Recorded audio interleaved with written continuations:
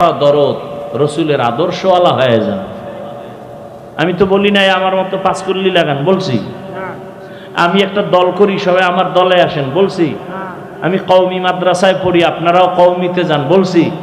School college সাইরা দেন, বলছি। তাবলিগে যান, বলছি।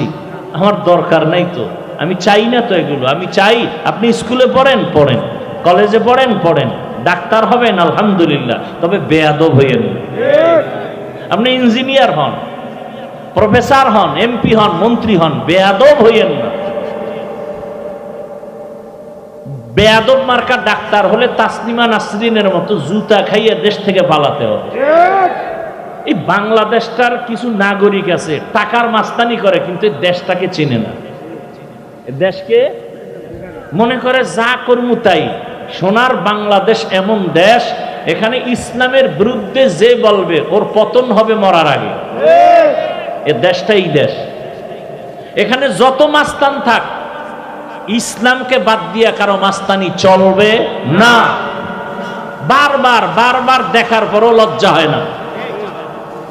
এত ভিড়া খাওয়ার পরে, আন্দোলনের পরে একটা লাইনে দেশ চলে, এরপরও কিছু কুলাঙ্গা নারী লইয়া রাস্তায় নামছে। মানে জুতার বাড়ি খাইছে, লজ্জা হয় নাই তো? ওই আমার আম্মায় কয়, যারে কথায় ধরে না ওরে জারুর বাড়িতেও ধরে না। আবার মাইর খাওয়ার জন্য রেডি হইতেছে। ও চিনে না বাংলাদেশের মানুষ কেমন। দাড়ি নাই, টুপি নাই, কিন্তু ইসলামের বিরুদ্ধে কথা সহ্য করে না। এই দেশ বাংলাদেশ।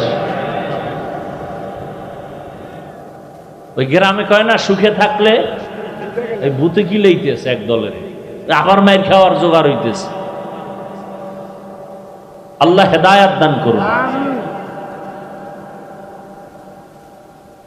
আল্লাহ। তাহলে আপনি স্কুলে পড়েন, কলেজে পড়েন, চাকরি করেন, ব্যবসা করেন, সব করেন। আমি শুরু থেকেই কিন্তু এই বয়ান করে আসতেছি, ইবাদত। আল্লাহকে সন্তুষ্টি করে রসুলের আদর্শ মতো চলেন।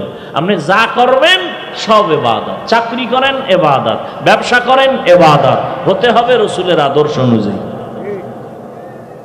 তাহলে রসুলের আদর্শ মতো চাকরি করে এরকম কোনো নাই জেনারেল লাইনে? আপনি কেন পারবেন না?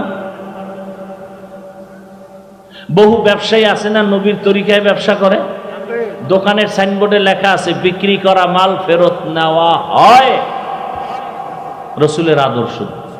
আর যারা রসুলের আদর্শ মানে না, এরা লিখবে বিক্রি করা মাল ফেরত নেওয়া হয়। এরা রসুল মানে না।